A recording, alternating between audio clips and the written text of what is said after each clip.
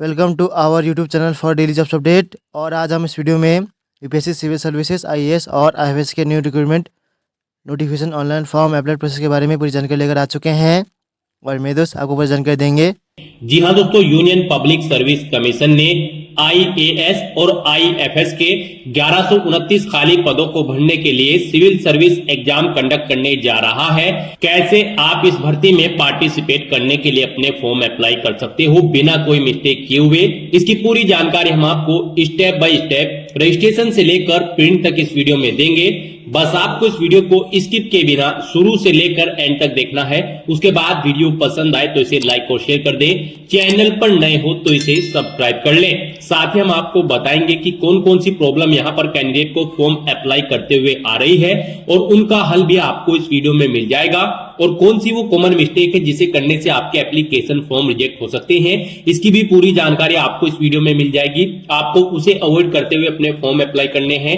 साथ ही साथ ये भी बताया जाएगा कि कौन कौन से डॉक्यूमेंट रिक्वायर्ड है इस भर्ती में पार्टिसिपेट करने के लिए, कैसे आप अपना फोटो और सिग्नेचर अपलोड कर सकते हो और बाकी के डॉक्यूमेंट आप अपलोड कर सकते हो, और यूपीएससी का वन टाइम रजिस्ट्रेशन ओटीआर का पूरा प्रोसेस भी आपको इस वीडियो में मिल जाएगा। साथ ही इस भर्ती में पार्टिसिपेट करने के लिए क्या आपका एलिजिबिलिटी क्राइटेरिया होना चाहिए, सभी जानकारी आपको इस भर्ती के रिगार्डिंग इस वीडियो में मिल जाएगी। बस आपको इस वीडियो को स्किप के बिना शुरू से लेकर एंड तक देखना है। तो बिना कोई वक्त गंवाए चलिए शुरू करते हैं। आपको इस वीडियो के डिस्क्रिप्शन बॉक्स में हमारी वेबसाइट का लिंक मिल जाएगा। यहाँ पर आपको इस भर्ती के रिगार्डिंग सभी डिटेल्स प्रोवाइड कर दी गई है। Union public service commission UPSC ने आईएएस और आईएफएस के 1129 खाली पदों को भरने के लिए नोटिफिकेशन रिलीज कर दिया है। आप 11 फरवरी 2025 तक अपने फॉर्म अप्लाई कर सकते हो। बैचलर डिग्री धारक कैंडिडेट या फिर लास्ट ईयर एपेड कैंडिडेट अप्लाई कर सकते हैं।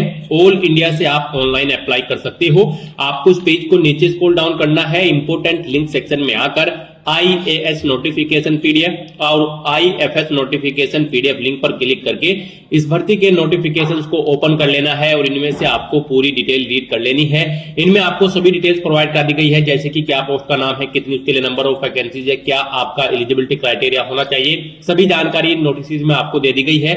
आप इन्हें रीड करें, उसके बाद अपना फॉर्म अप्लाई करें। फॉर्म अप्लाई करने के लिए भी आपको हमारी वेबसाइट के इसी पेज पर ही अप्लाई ऑनलाइन का लिंक दिया गया है। जैसे ही आप इस लिंक पर क्लिक करेंगे तो आपके सामने यहाँ पर यूनियन पब्लिक सर्विस कमीशन का ये ऑफिशियल पोर्टल खुलेगा। गाइस, यहाँ पर अगर आपने पहले से रजिस्ट्रेशन कर रखा है तो आपको अपनी ईमेल आईडी, मोबाइल नंबर या फिर ओटीआर आईडी एंटर करके लॉगिन कर लेना है अपने डैशबोर्ड में और फिर अपना फॉर्म अप्लाई करना है। और अगर आपने अभी तक यूपीएससी की किसी भी भर्ती के लिए अप्लाई नहीं किया है, आप फर्स्ट टाइम अप्लाई करने जा रहे हो, तो सबसे पहले यहाँ पर आपको अपना वन टाइम रजिस्ट्रेशन करना होगा। उसके लिए आपको न्यू रजिस्ट्रेशन की टैब दी गई है, इस टैब पर क्लिक करें। आपके सामने ओटीआर का फॉर्म ओपन हो जाएगा। यहाँ पर आकर आपको सबसे पहले अपना नाम एंटर करना है, अपनी 10th की मार्कशीट के अकॉर्डिंग उसे वेरीफाई कर लेना है एक बार फिर से एंटर करके। उसके बाद यहाँ पर आपसे पूछा गया है कि क्या आपने कभी अपना नाम चेंज किया है, अगर किया है तो यस करें और फिर अपना चेंज नेम यहाँ पर दें, और अगर नहीं किया है तो यहाँ पर आप नो ऑप्शन सिलेक्ट कर लें। उसके बाद आप यहाँ पर अपना जेंडर सिलेक्ट करें, उसे वेरीफाई करें, अपनी डेट ऑफ बर्थ यहाँ पर आप सिलेक्ट करें। उसके बाद वही डेट ऑफ बर्थ एक बार फिर से यहाँ पर सिलेक्ट करके उसे वेरीफाई कर ले। फिर यहाँ पर आप अपने फादर का नाम एंटर करें और उसके बाद यहाँ पर आपको अपने फादर का नाम भी वेरीफाई कर लेना है एक बार फिर से एंटर करके। उसके बाद यहाँ पर आपको अपनी मदर का नाम एंटर करना है, उसे भी वेरीफाई कर लेना है। फिर आपको यहाँ पर अपना माइनॉरिटी स्टेटस देना है, क्या आप माइनॉरिटी कम्युनिटी के अंतर्गत आते हैं, अगर आते हैं तो यस करें और फिर अपनी माइनॉरिटी ऑप्शन कैटेगरी सिलेक्ट करें, आप कौन सी कैटेगरी में आते हैं, और नहीं आते हैं तो यहाँ पर आपको नो ऑप्शन सिलेक्ट कर लेना है। उसके बाद यहाँ पर आपको अपना 10 डिजिट का मोबाइल नंबर एंटर करना है, अपनी ईमेल आईडी एंटर करनी है। कोई अल्टरनेट मोबाइल नंबर या ईमेल आईडी है तो उसे भी आप एंटर कर सकते हो, नहीं तो इन कॉलम्स को आप खाली छोड़ दें। उसके बाद यहाँ पर आपको अपनी 10वीं क्लास का रोल नंबर एंटर कर देना है। फिर आपसे यहाँ पर एक सिक्योरिटी क्वेश्चन आपको सिलेक्ट कर लेना है, अपनी चॉइस के अकॉर्डिंग कोई भी सिक्योरिटी क्वेश्चन सिलेक्ट करें, उसका आंसर दे। एक और क्वेश्चन आप सिलेक्ट करें यहाँ पर सिक्योरिटी क्वेश्चन 2 सेक्शन में, और उसका भी आंसर आप प्रोवाइड करा दें। उसके बाद यहाँ पर आप ये कैप्चा कोड एंटर करें और फिर सबमिट बटन पर क्लिक कर दें। नेक्स्ट आपको आपने पीछे रजिस्ट्रेशन में जो डिटेल्स प्रोवाइड कराई है उनका पूरा प्रीव्यू शो कर दिया गया है। आपको सभी डिटेल्स चेकआउट करनी है। कहीं पर कोई मिस्टेक है तो आप अपडेट/चेंज हियर ऑप्शन पर क्लिक करके चेंज कर ले, नहीं है तो आप आई एग्री इस बटन पर क्लिक कर दें। उसके बाद आपके सामने कुछ इस तरह से इंटरफेस ओपन होगा। यहां पर आपके रजिस्टर्ड मोबाइल नंबर और ईमेल आईडी पर ओटीपी सबमिट किए गए हैं, वो ओटीपी यहां पर आपको एंटर करने हैं और वेरीफाई ओटीपी ऑप्शन पर क्लिक करके अपना मोबाइल नंबर और ईमेल आईडी को वेरीफाई कर लेना है। ओटीपी वेरीफाई करने के बाद आपके रजिस्ट्रेशन का फर्स्ट स्टेप यहां पर कंप्लीट हो चुका है। आपको सभी डिटेल्स प्रोवाइड करा दी गई है। आपको इसका एक प्रिंट आउट ले लेना है फ्यूचर यूज के लिए, या फिर इसे नोट डाउन करके रख लेना है। साथ ही साथ आपको एक ओटीआर आईडी प्रोवाइड कराई गई है। ये ओटीआर आईडी और एक पासवर्ड आपको आपकी रजिस्टर्ड मेल आईडी पर भी सबमिट किए गए हैं और ये ओटीआर आईडी आपके रजिस्टर्ड मोबाइल नंबर पर भी सबमिट की गई है। आपको इन्हें केयरफुली नोट डाउन करके रख लेना है फ्यूचर यूज के लिए। इस स्टेप को कंप्लीट करने के बाद आपको दोबारा से यहां पर लॉगिन की स्टेप पर क्लिक करना है। उसके बाद आपके सामने यहां पर लॉगिन का इंटरफेस ओपन होगा। गाइस, यहां पर आप ओटीआर आईडी के थ्रू लॉगिन कर सकते हैं या फिर मोबाइल नंबर के थ्रू या फिर ईमेल आईडी के थ्रू। ईमेल आईडी के थ्रू अगर आप लॉगिन करना चाहते हैं तो यहां पर आप अपनी ईमेल आईडी एंटर करें।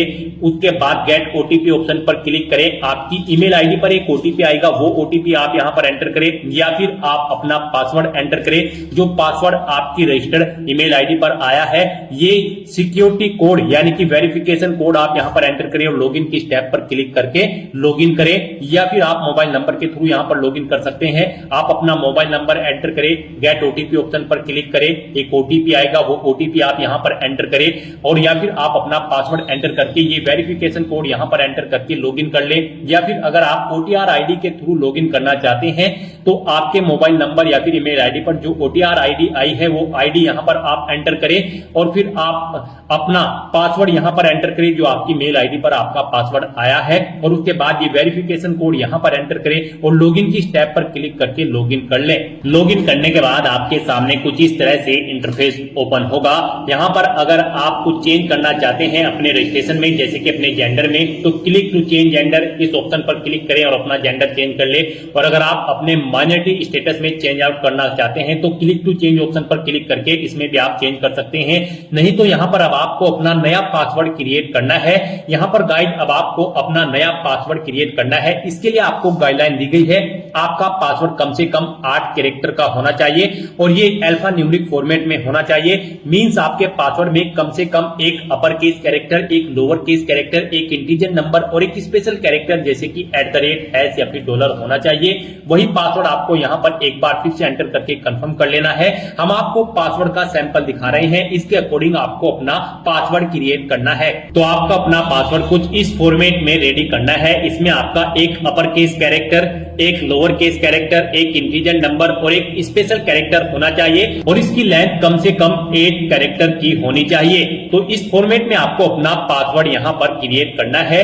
उसके बाद आपको सबमिट बटन पर क्लिक कर देना है। सबमिट बटन पर क्लिक करने के बाद आप अपने डैशबोर्ड से लॉग आउट करें और फिर अब यहां पर आप इनमें से ईमेल आईडी, मोबाइल नंबर या फिर ओटीआर आईडी के थ्रू अपने डैशबोर्ड में दोबारा से लॉगिन करें। अपने नए पासवर्ड को एंटर करने के बाद यहां पर आप अपनी ओटीआर आईडी एंटर करें, अपना नया पासवर्ड एंटर करें जो आपने चेंज किया है, ये वेरिफिकेशन कोड यहां पर एंटर करें और लॉगिन बटन पर क्लिक करके लॉगिन कर लें।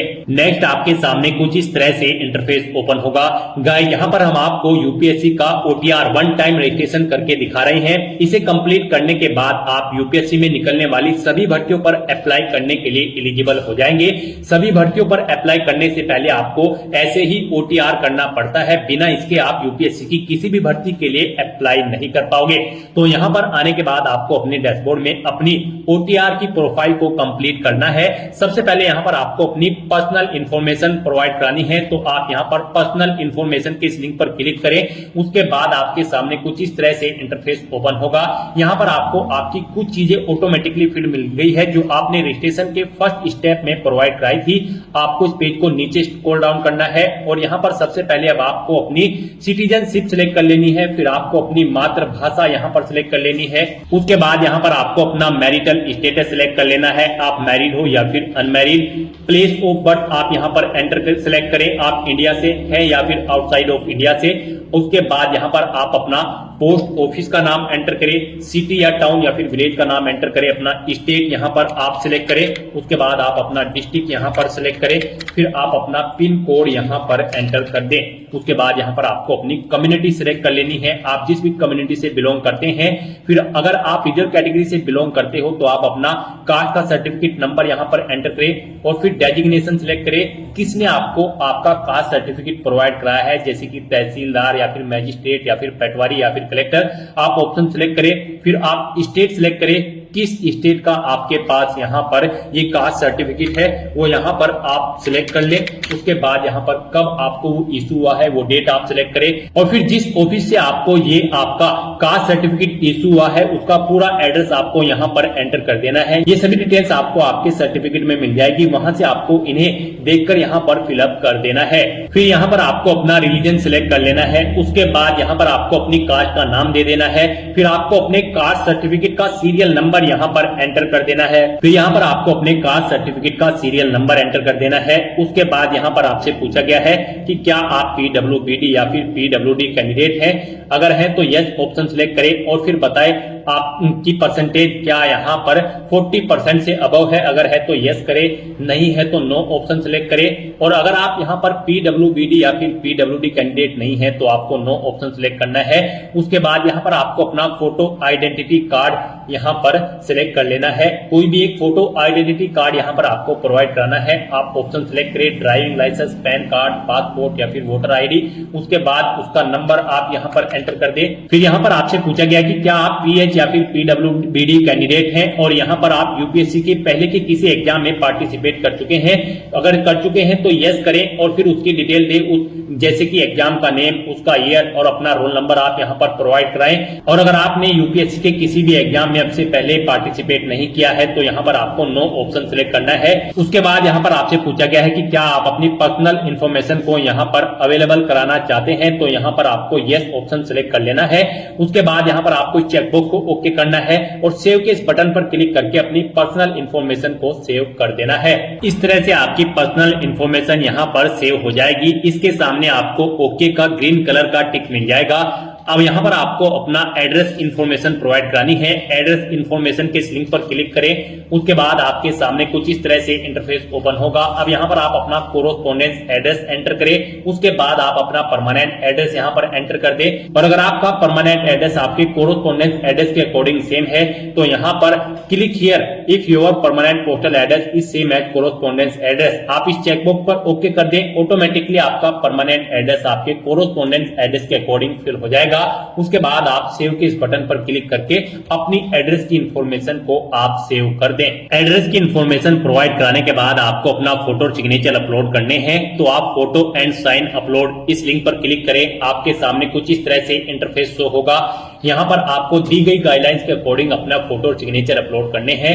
गाइस, यहाँ पर आपका फोटोग्राफ जेपीजी फॉर्मेट में होना चाहिए और आपका फोटो का डायमेंशन 550 पिक्सल से 1000 पिक्सल के बीच में होना चाहिए और आपका फोटो यहाँ पर कुछ इस तरह से होना चाहिए। उसके नीचे यहाँ पर आपको अपना नाम एंटर करना है और फिर किस डेट को यहाँ पर क्रिएट हुआ है वो डेट आपको यहाँ पर एंटर कर देनी है। यहाँ पर आपके फोटो का बैकग्राउंड व्हाइट कलर में होना चाहिए और ये 10 दिन से ओल्ड नहीं होना चाहिए। मीन जिस दिन आप फॉर्म भर रहे हैं उससे 10 दिन से ज्यादा पुराना फोटो आपका नहीं होना चाहिए। तो यहाँ पर आपको चूज फाइल बटन पर क्लिक करना है, फाइल को सिलेक्ट कर लेना है और अपना फोटो यहाँ पर आपको अपलोड कर देना है। अपना फोटो सिलेक्ट करने के बाद आपको चेकबॉक्स को ओके करना है और फिर आपको सेव बटन पर क्लिक कर देना है। और अगर आपका फोटो यहाँ पर बड़ा या छोटा है, आप उसे रिसाइज करना चाहते हैं, तो यहाँ पर आप क्लिक हियर के इस लिंक पर क्लिक करें। यहाँ पर आपको पूरी गाइडलाइन दी गई है कैसे आप अपना फोटो यहाँ पर रिसाइज कर सकते हैं। यहाँ पर आपको अपने कंप्यूटर में MS पेंट ओपन कर लेना है, उसमें अपना फोटो इंपोर्ट कर लेना है और इन इंस्ट्रक्शंस को फॉलो करते हुए आपको अपना फोटो यहाँ पर रिसाइज कर लेना है। आप अपना फोटो इन इंस्ट्रक्शंस को फॉलो करते हुए रिसाइज कर सकते हैं, उसे बड़ा या छोटा आप कर सकते हैं। अपना फोटो इस तरह से अपलोड करने के बाद अब आपको सिग्नेचर की स्टेप पर क्लिक करना है और अपने सिग्नेचर भी आपको यहाँ पर गाइडलाइन के अकॉर्डिंग ही अपलोड करने हैं। आपके सिग्नेचर भी जेपीजी फॉर्मेट में होने चाहिए। डायमेंशन इनकी 350 पिक्सल से 550 पिक्सल के बीच में होनी चाहिए और इनका साइज 20 से 300 केबी के बीच में होना होना चाहिए। तो यहाँ पर अब आपको अपने सिग्नेचर अपलोड करने हैं। इसके लिए भी आपको चूज फाइल बटन पर क्लिक करना है, फाइल को सिलेक्ट कर लेना है और अपने सिग्नेचर्स को यहाँ पर आपको अपलोड कर देना है। सिग्नेचर की फाइल सिलेक्ट करने के बाद आपको इस चेकबॉक्स को ओके करना है और सेव के इस बटन पर क्लिक करके अपने सिग्नेचर को भी अपलोड कर देना है। अपने फोटो और सिग्नेचर अपलोड करने के बाद अब आपको एजुकेशनल इंफॉर्मेशन इस लिंक पर क्लिक करना है और यहाँ पर अपनी एजुकेशनल क्वालिफिकेशन की डिटेल प्रोवाइड करानी है। यहाँ पर सबसे पहले आपको अपनी 10वीं क्लास की डिटेल प्रोवाइड करानी है। यहाँ पर आप अपनी क्लास या डिवीजन बताएं या फिर ग्रेड जो भी आपने 10वीं क्लास में ऑब्टेन की है। जैसे कि अगर आपने फर्स्ट डिवीजन ऑब्टेन की है तो यहाँ पर फर्स्ट एंटर करें। उसके बाद आपने कितने परसेंट मार्क्स ऑब्टेन किए हैं वो यहाँ पर आप एंटर करें। सीजीपीए में स्कोर है तो यहाँ पर आप अपना सीजीपीए दें, कितने में से कितने आपका सीजीपीए है। उसके बाद पासिंग ऑफ ईयर आप प्रोवाइड कराएं, कब आपने अपना 10वीं का एग्जाम पास आउट किया है, कौन कौन से सब्जेक्ट है यहाँ पर आप एंटर करें। यहाँ पर आपको अपने सभी सब्जेक्ट के नाम एंटर कर देने हैं बिना कोई स्पेशल कैरेक्टर यूज किए हुए, जैसे कि कोमा वगैरह आपको यहाँ पर नहीं लगाना है। और अपने सभी सब्जेक्ट्स का नाम यहाँ पर आपको स्पेस देकर एंटर कर देना है। उसके बाद यहाँ पर आपको स्कूल का नाम देना है जिससे आपने अपनी 10वीं क्लास पास आउट की है। फिर बोर्ड या यूनिवर्सिटी का नाम देना है जिससे आपने अपनी 10वीं क्लास पास आउट की है। उसके बाद आपको सेव के इस बटन पर क्लिक करके अपनी ये सभी डिटेल सेव कर देनी है। 10th क्लास की डिटेल प्रोवाइड कराने के बाद आपको अपनी 12th क्लास की डिटेल यहाँ पर प्रोवाइड करानी है। तो यहाँ पर आप अपनी 12th आपने अगर कंप्लीट कर ली है तो कंप्लीटेड ऑप्शन सिलेक्ट करें और फिर उसकी डिटेल दें। और अगर आप यहाँ पर अपीयर्ड है तो यहाँ पर आप अपीयरिंग ऑप्शन सिलेक्ट करें। उसके बाद यहाँ पर कोई डिटेल आपको प्रोवाइड नहीं करानी है। तो यहाँ पर अगर आप अपनी 12th कंप्लीट कर चुके हैं तो आपको कंप्लीटेड ऑप्शन सिलेक्ट करना है और अपनी 12th की डिटेल को यहाँ पर प्रोवाइड कराना है। यहाँ पर भी आपको सबसे पहले क्लास या डिवीजन बतानी है जो आपने 12th क्लास में ऑब्टेन की है, कितने परसेंट मार्क्स आपने ऑब्टेन किए हैं वो भी आपको एंटर करना है। सीजीपीए में अगर स्कोर है तो कितने में से कितने सीजीपीए आपने ऑब्टेन किया है वो यहाँ पर आप एंटर कर दे। ईयर ऑफ पासिंग यहाँ पर आप देख कब आपने पास आउट की है अपनी 12वीं क्लास। फिर यहाँ पर आपको अपने सब्जेक्ट के नेम एंटर करने हैं बिना कोई स्पेशल कैरेक्टर यूज किए हुए, यानी कि कोमा वगैरह आपको यहाँ पर नहीं यूज करना है। बस आपको अपने सभी सब्जेक्ट के नाम यहाँ पर एंटर कर देने हैं। उसके बाद यहाँ पर आपको अपने स्कूल या कॉलेज का नाम देना है जिससे आपने अपनी 12वीं क्लास पास आउट की है, बोर्ड का नाम देना है जिससे आपने अपनी 12वीं क्लास पास आउट की है और सेव के इस बटन पर क्लिक करके आपको अपनी डिटेल सेव कर देनी है। अपनी 12th क्लास की डिटेल सेव करने के बाद अगर आपने ग्रेजुएशन या फिर पोस्ट ग्रेजुएशन कर रखी है तो आप उसकी डिटेल भी प्रोवाइड करा सकते हैं। यहाँ पर ये यूपीएससी का ओटीआर है, वन टाइम रजिस्ट्रेशन। तो यहाँ पर आपकी जितनी भी मैक्सिमम क्वालिफिकेशन है वो यहाँ पर आप एंटर कर दें, क्योंकि इस भर्ती के बाद आगे भी अगर यूपीएससी की कोई भर्ती निकलती है और उसमें कोई और क्वालिफिकेशन रिक्वायर्ड है तो फिर आपको उसकी जरूरत नहीं पड़ेगी एंटर करने की। तो यहाँ पर आपकी जो भी मैक्सिमम क्वालिफिकेशन है आप उसकी डिटेल प्रोवाइड कराएं, क्योंकि यहाँ पर ओटीआर आपका एक बार होता है यूपीएससी का। तो आपको यहाँ पर अपनी सभी क्वालिफिकेशन की डिटेल प्रोवाइड करा देनी है। जैसे कि अगर आपने ग्रेजुएशन कंप्लीट कर ली है तो आप कंप्लीटेड ऑप्शन सिलेक्ट करें, या फिर अपीयर हो तो अपीयर ऑप्शन सिलेक्ट करें। अगर आपने यहाँ पर अपनी ग्रेजुएशन कंप्लीट कर ली है तो उसकी डिटेल भी आपको सेम ऐसे ही प्रोवाइड करानी है। यहाँ पर आपको सबसे पहले बताना है आपने अपनी ग्रेजुएशन किस फील्ड में की है, यानी कि स्ट्रीम में की है, मेडिकल, इंजीनियरिंग या फिर साइंस में। आप ऑप्शन सिलेक्ट करें। अपनी ग्रेजुएशन की स्ट्रीम सिलेक्ट करने के बाद यहाँ पर आपको अपनी डिग्री सिलेक्ट करनी है, आपने किस में अपनी डिग्री यहाँ पर कंप्लीट की है। उसके बाद यहाँ पर आपको अपनी डिग्री की डिवीजन बतानी है या फिर क्लास बतानी है। आपने फर्स्ट क्लास में ऑब्टेन की है या फिर सेकंड में या फिर थर्ड में, कितने परसेंट मार्क्स आपने ऑब्टेन किए हैं वो एंटर करें। सीजीपीए में अगर स्कोर है तो वो आप एंटर कर दे। कब आपने पास आउट की है वो यहाँ पर आप एंटर करें। फिर सब्जेक्ट कौन कौन से थे वो यहाँ पर आप एंटर कर दे बिना कोई स्पेशल कैरेक्टर यूज किए हुए। उसके बाद यहाँ पर आपसे पूछा गया है आपके स्कूल का नाम, किससे आपने अपनी डिग्री कंप्लीट की है। फिर बोर्ड या यूनिवर्सिटी का नाम यहाँ पर आप सिलेक्ट करें। उसके बाद यहाँ पर आपको अपने ग्रेजुएशन सर्टिफिकेट का नंबर एंटर कर देना है। उसके बाद कब आपको वो इशू हुआ है आपका सर्टिफिकेट, वो डेट आपको सिलेक्ट कर लेनी है। आपको डेजिग्नेशन बतानी है इशूइंग अथॉरिटी की जिसने आपको ये सर्टिफिकेट इशू किया है। उसके बाद आपको फुल एड्रेस यहाँ पर उस अथॉरिटी का एंटर कर देना है। फिर यहाँ पर आपको पूछा गया है कि क्या आपने बेसिक एजुकेशनल क्वालिफिकेशन या फिर हायर क्वालिफिकेशन ऑब्टेन की है फॉरेन इंस्टीट्यूट से। अगर की है तो यस करें और फिर उसकी डिटेल दे, नहीं की है तो आप नो ऑप्शन सिलेक्ट कर लें। उसके बाद यहाँ पर आपको सेव के इस बटन पर क्लिक करके अपनी डिटेल्स को सेव कर देना है। इस तरह से अपनी ग्रेजुएशन की डिटेल सेव करने के बाद अगर आपने पोस्ट ग्रेजुएशन कर रखी है तो आप पोस्ट ग्रेजुएशन की टैब पर क्लिक करें और सेम ऐसे ही अपनी पोस्ट ग्रेजुएशन की डिटेल प्रोवाइड करा दें। तो यहाँ पर आपने जो भी मैक्सिमम क्वालिफिकेशन कर रखी है तो उसकी डिटेल आप प्रोवाइड करा दें और उन्हें सेव करने के बाद आपको फिर डॉक्यूमेंट्स अपलोड इस लिंक पर क्लिक करना है। नेक्स्ट यहाँ पर आपको अपने कुछ डॉक्यूमेंट्स अपलोड करने हैं। यहाँ पर आपको अपनी 10वीं की मार्कशीट और यहाँ पर 12वीं की मार्कशीट और फोटो आईडी प्रूफ आपको अपलोड करना है। और अगर आप यहाँ पर SC ST OBC कैंडिडेट हैं तो यहाँ पर आपको अपना कास्ट सर्टिफिकेट भी अपलोड करना है। फिर यहाँ पर अगर आप एज में रिलेक्शन चाहते हैं तो अपने एज रिलेक्शन का क्लेम सर्टिफिकेट अपलोड कर दें। हिल एरिया से अगर आप बिलोंग करते हो तो हिलिंग सर्टिफिकेट आपको अपलोड करना होगा। अगर आप अरुणाचल प्रदेश, मणिपुर, मेघालय, मिजोरम या फिर नागालैंड या फिर सिक्किम से हैं। अगर आपने पोस्ट ग्रेजुएशन से ऊपर भी यहाँ पर कोई हायर क्वालिफिकेशन कर रखी है तो उसके डॉक्यूमेंट सर्टिफिकेट आपको अपलोड करने हैं। अचीवमेंट अगर आपके पास है किसी फील्ड में या फिर अवार्ड आपने जीता है तो उसके डॉक्यूमेंट भी आप अपलोड कर सकते हैं। यहाँ पर जिनके ऊपर रेड कलर का स्टार बना हुआ है वो डॉक्यूमेंट आपको यहाँ पर जरूर अपलोड करने हैं। आपका डॉक्यूमेंट्स यहाँ पर PDF फॉर्मेट में होने चाहिए और उनका मैक्सिमम साइज 1 MB रखा गया है। आपको चूज फाइल बटन पर क्लिक करना है, फाइल को सिलेक्ट कर लेना है और 1 बाय 1 करके अपने इन सभी डॉक्यूमेंट्स को आपको अपलोड कर देना है। अपने इन सभी डॉक्यूमेंट्स को सक्सेसफुली अपलोड करने के बाद आपको पेरेंटल इंफॉर्मेशन इस लिंक पर क्लिक कर देना है। उसके बाद आपके सामने कुछ इस तरह से इंटरफेस ओपन होगा।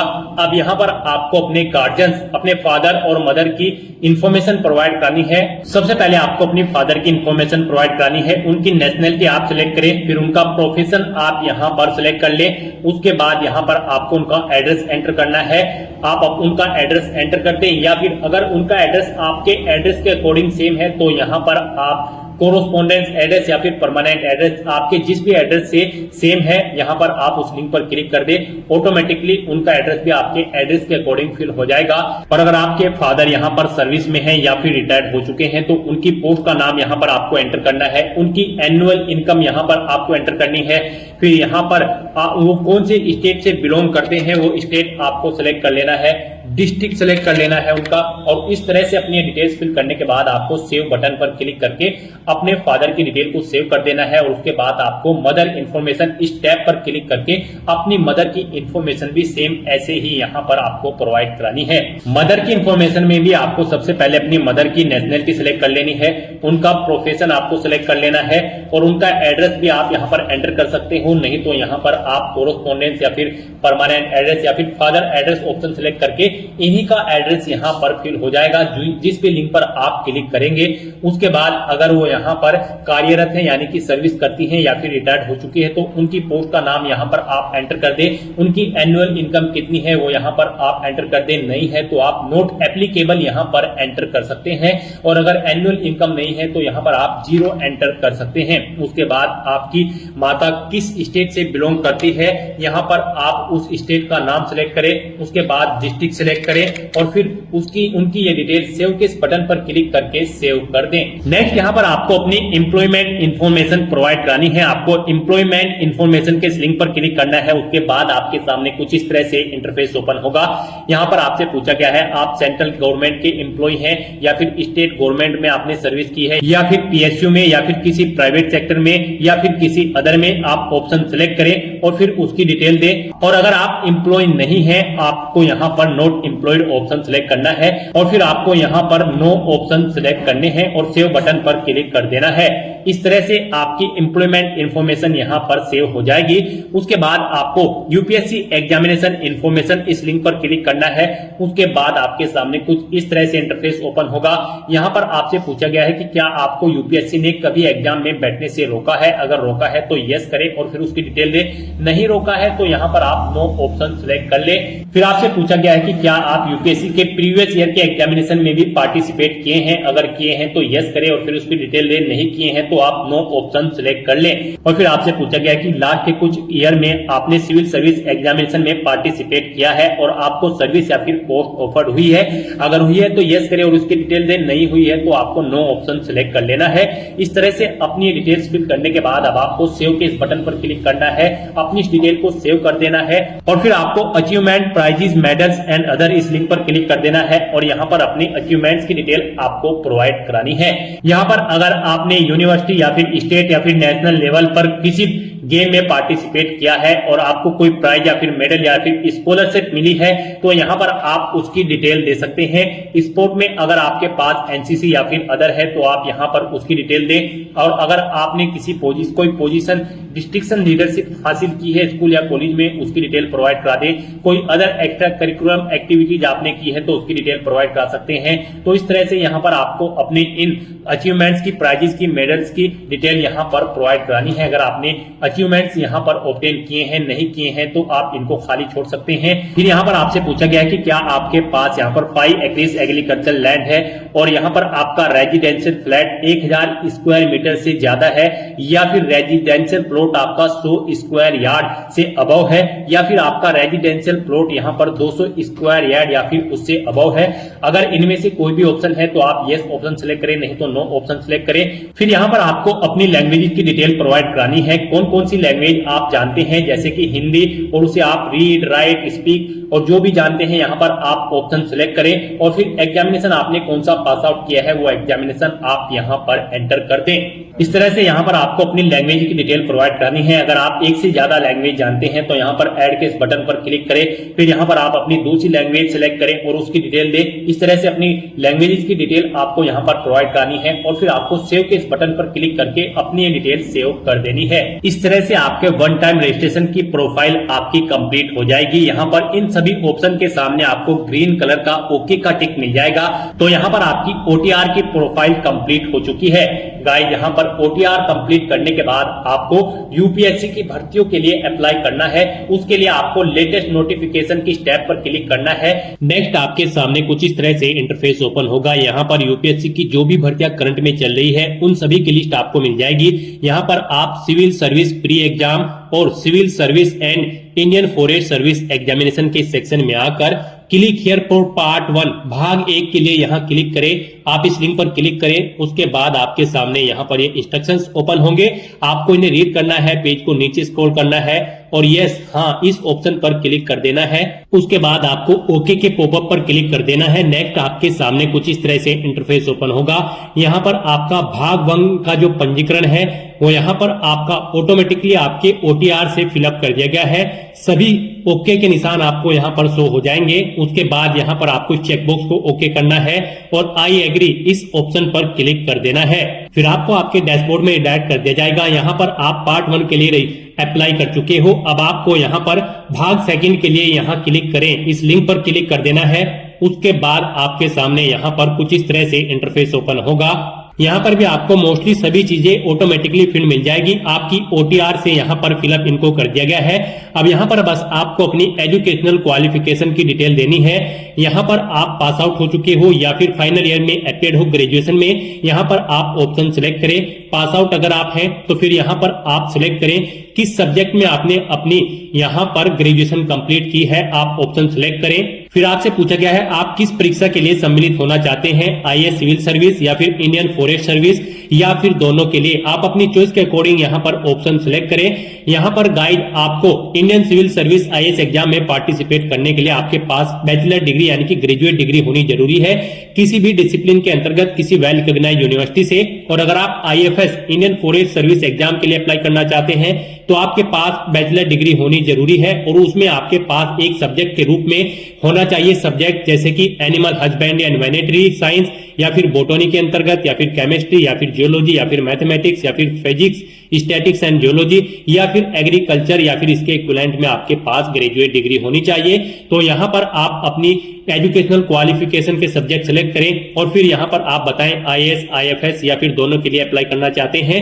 उसके बाद यहाँ पर आपको आपका एड्रेस भी ऑटोमेटिकली फिट मिल जाएगा। यहाँ पर आप इस पेज को नीचे स्क्रॉल डाउन करें और फिर कंटिन्यू / आगे बढ़े इस ऑप्शन पर क्लिक कर दें। नेक्स्ट आपके सामने कुछ इस तरह से इंटरफेस ओपन होगा। अब यहाँ पर आपसे पूछा गया है क्या आप एज में रिलैक्सेशन चाहते हैं, अगर चाहते हैं तो यस करें, नहीं तो नो ऑप्शन सेलेक्ट करें। फिर यहाँ पर आपको आपकी ग्रेजुएशन की जो डिग्री है उसका सर्टिफिकेट आपको दिखा दिया गया है। आप यू डॉक्यूमेंट अपलोडेड इस ऑप्शन पर क्लिक करके अपनी एजुकेशनल क्वालिफिकेशन ग्रेजुएट डिग्री की जो डिग्री है उसे चेकआउट कर सकते हो। ऐसे ही आप यहाँ पर अपनी रिजर्व कैटेगरी का जो सर्टिफिकेट है उसे भी चेकआउट कर सकते हो। यू डॉक्यूमेंट अपलोडेड इस ऑप्शन पर क्लिक करके ये डॉक्यूमेंट आपने रजिस्ट्रेशन टाइम पे अपलोड किए थे, आप इन्हें चेकआउट कर सकते हो।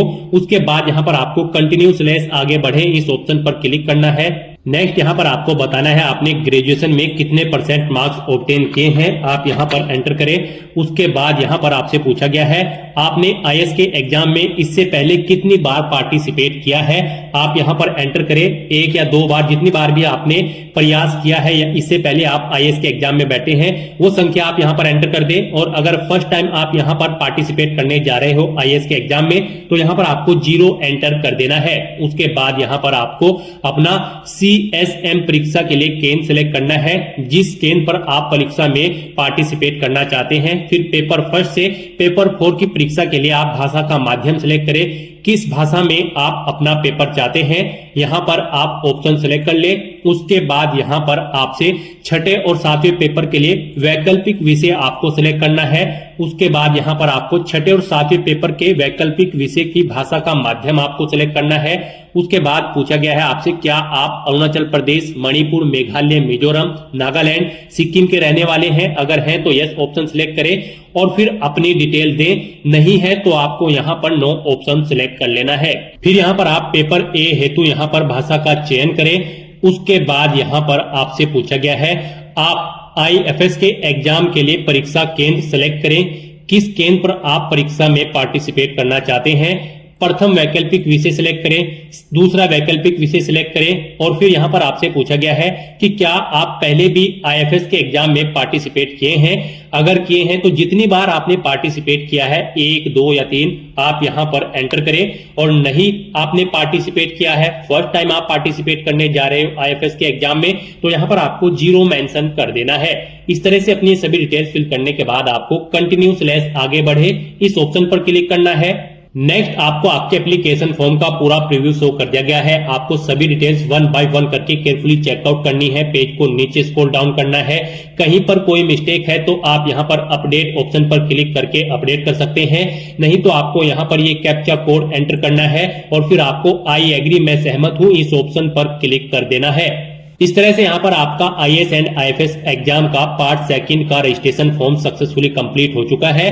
अब यहाँ पर आप प्रिंट स्लिप ऑप्शन पर क्लिक करके पार्ट 2 की रजिस्ट्रेशन स्लिप ले सकते हैं, नहीं तो यहाँ पर अब आपको click here for DAF of CSM part 3 इस ऑप्शन पर क्लिक कर देना है। यानी कि यहाँ पर ये पहला जो ऑप्शन है ये सिविल सर्विस मेन एग्जाम है और ये second Indian forest service main exam है। तो यहाँ पर आप click here for DAF of CSM part 3 इस ऑप्शन पर क्लिक करें। उसके बाद आपके सामने यहाँ पर कुछ इस तरह से इंटरफेस ओपन होगा। यहाँ पर आपको इंटरव्यू की लैंग्वेज का मीडियम सिलेक्ट करना है, किस लैंग्वेज में आप इंटरव्यू में पार्टिसिपेट करना चाहते हैं, यानी कि किस लैंग्वेज में आप अपना इंटरव्यू देना चाहते हैं। फिर यहाँ पर आपसे पूछा गया कि क्या आपके फादर जिंदा है या फिर मर चुके हैं, तो यहाँ पर आपको अलाउ या फिर डिसीज ऑप्शन सिलेक्ट करना है। फिर ऐसे ही आपको अपनी मदर का बताना है वो जिंदा है या फिर मर चुकी हैं। फिर आपसे पूछा गया है कि क्या आप PWBD या फिर PWD कैंडिडेट हैं, अगर है तो यस यहाँ पर आपको ऑटोमेटिकली फिल मिल जाएगा जो आपने रजिस्ट्रेशन टाइम पे फिल किया होगा। आपने नो ऑप्शन सिलेक्ट किया होगा तो यहाँ पर आपको नो ऑप्शन ऑटोमेटिकली सिलेक्ट मिल जाएगा। फिर यहाँ पर आपसे पूछा गया है यहाँ पर इस भर्ती में पार्टिसिपेट करने के लिए जो एजुकेशनल क्वालिफिकेशन रिक्वायर्ड है क्या यहाँ पर आपके पास वो है, तो यहाँ पर आपको यस ऑप्शन सिलेक्ट करना है और फिर आपको सेव एंड कंटिन्यू ऑप्शन पर क्लिक कर देना है। नेक्स्ट यहाँ पर आपको अपनी सर्विस या फिर पोस्ट की प्रेफरेंस एंटर करनी है। यहाँ पर आपको लिस्ट दे दी गई है, फर्स्ट नंबर पर इंडियन एडमिनिस्ट्रेटिव सर्विस है, सेकंड पर इंडियन फॉरेन सर्विस है। तो यहाँ पर आप जिस भी सर्विस या पोस्ट को प्रेफरेंस देना चाहते हैं तो यहाँ पर टॉप पर उसी का नंबर पोस्ट, जैसे कि अगर आप पौंडीचेरी पुलिस सर्विस के लिए प्रेफरेंस देना चाहते हैं फर्स्ट नंबर पर तो यहाँ पर आप 23 नंबर एंटर करें और फिर अगर आप सेकंड नंबर पर प्रेफरेंस देना चाहते हैं इंडियन एडमिनिस्ट्रेटिव सर्विस को तो यहाँ पर आप फिर 1 नंबर एंटर कर दे। इस तरह से आपको अपनी चॉइस के अकॉर्डिंग अपनी पोस्ट की प्रेफरेंस यहाँ पर एंटर कर देनी है और फिर आपको सेव एंड कंटिन्यू ऑप्शन पर क्लिक करना है। नेक्स्ट आपके सामने कुछ इस तरह से इंटरफेस ओपन होगा। अब यहाँ पर आपको अपनी कुछ और डिटेल्स प्रोवाइड करनी है सोशियो इकोनॉमिक्स की, जैसे कि यहाँ पर आपको सबसे पहले अपना बर्थ प्लेस सिलेक्ट कर लेना है, आप विलेज में पैदा हुए हैं, डिस्ट्रिक्ट हेडक्वार्टर या फिर तहसील या टाउन आप ऑप्शन सिलेक्ट करें। उसके बाद आपसे पूछा गया है यहाँ पर आपने अपनी स्कूल एजुकेशन कहाँ से की है, आप ऑप्शन सिलेक्ट करें। फिर आपसे पूछा गया आपका place of residence, higher secondary education आपने कहां से पास आउट की है वो आप सिलेक्ट करें।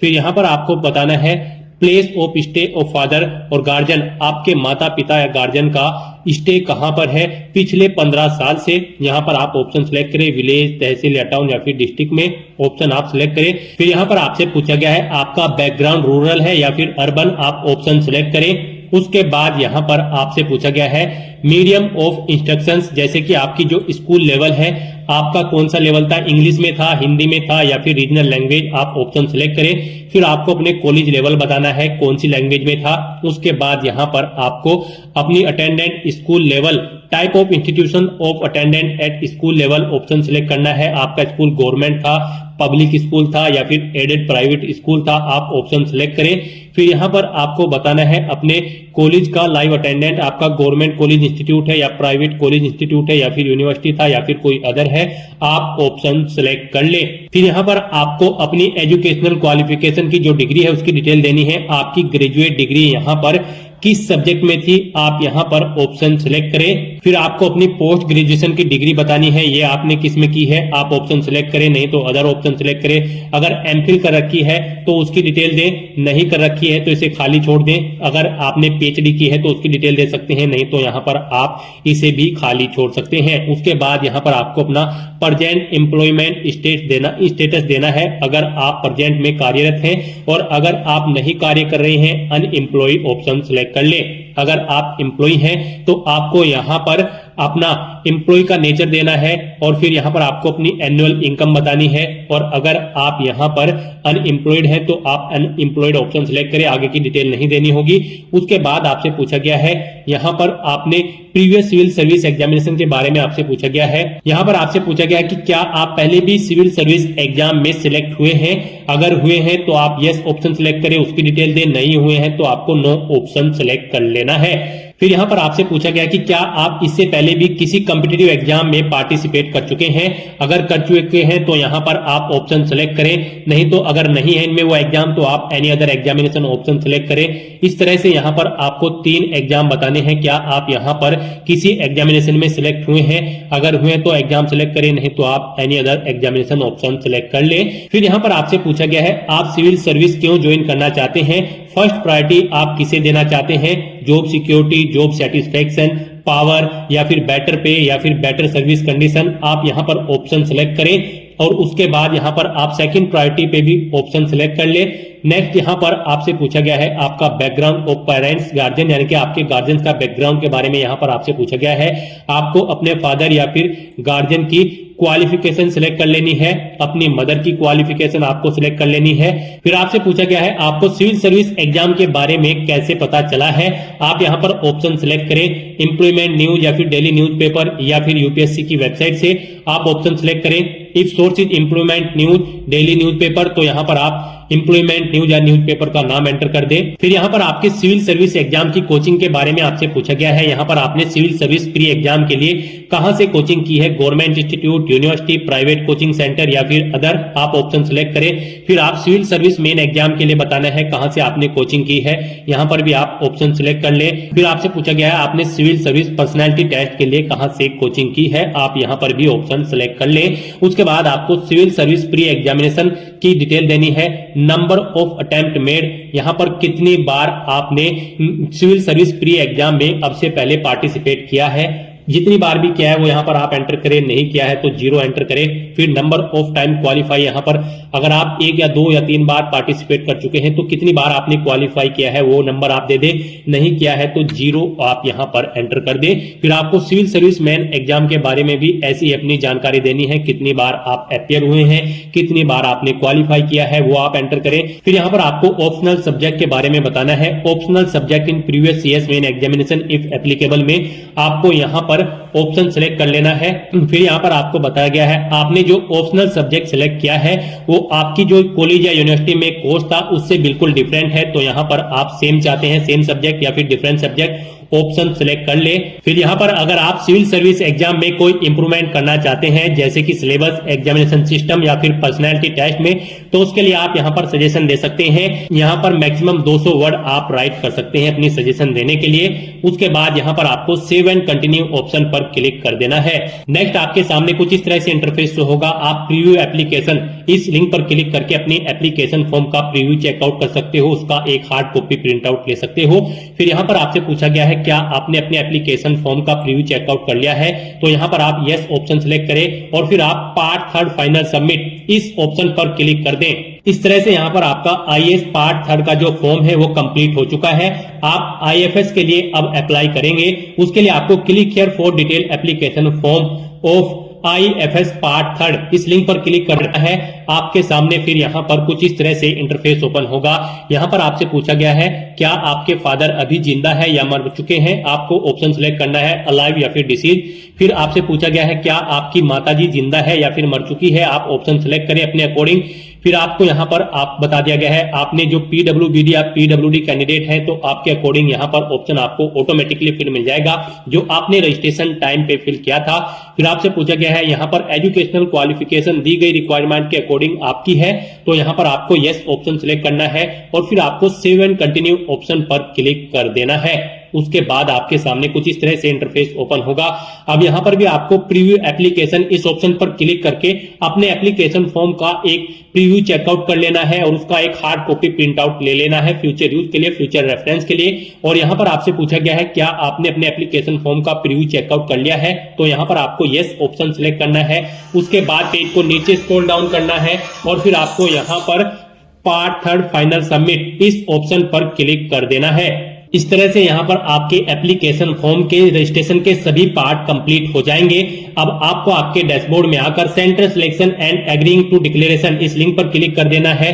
उसके बाद आपके सामने कुछ इस तरह से इंटरफेस ओपन होगा। अब यहाँ पर आप अपना एग्जामिनेशन सेंटर सिलेक्ट करें जहां पर आप एग्जाम में पार्टिसिपेट करना चाहते हैं। उसके बाद यहाँ पर आपको डिक्लेरेशन घोषणा पत्र को रीड करना है और फिर आपको यहाँ पर I have read the declaration and agree, मैंने घोषणा पत्र को पढ़ लिया है और मैं सहमत हूं। अब आपको यहाँ पर इस ऑप्शन पर क्लिक कर देना है फाइनली सबमिट। इस तरह से आपका एप्लीकेशन फॉर्म सक्सेसफुली सबमिट हो जाएगा। अब यहाँ पर आपको for application status of civil service pre examination 2025 इस लिंक पर क्लिक कर देना है। उसके बाद आपके सामने कुछ इस तरह से इंटरफेस ओपन होगा। यहाँ से आप चेकआउट कर सकते हो आपका आईएएस और आईएफएस का जो एग्जाम है सिविल सर्विस एग्जाम, इनमें यहाँ पर आपको सभी स्टेप में कंप्लीटेड ऑप्शन शो हो जाएगा और आप यहाँ पर क्लिक हियर लिंक पर क्लिक करके अपने एप्लीकेशन फॉर्म का एक हार्ड कॉपी प्रिंट आउट ले सकते हो फ्यूचर यूज के लिए, फ्यूचर रेफरेंस के लिए। गाइस हमने यहाँ पर आपको ये फॉर्म एससी कैटेगरी से फिल करके दिखाया है।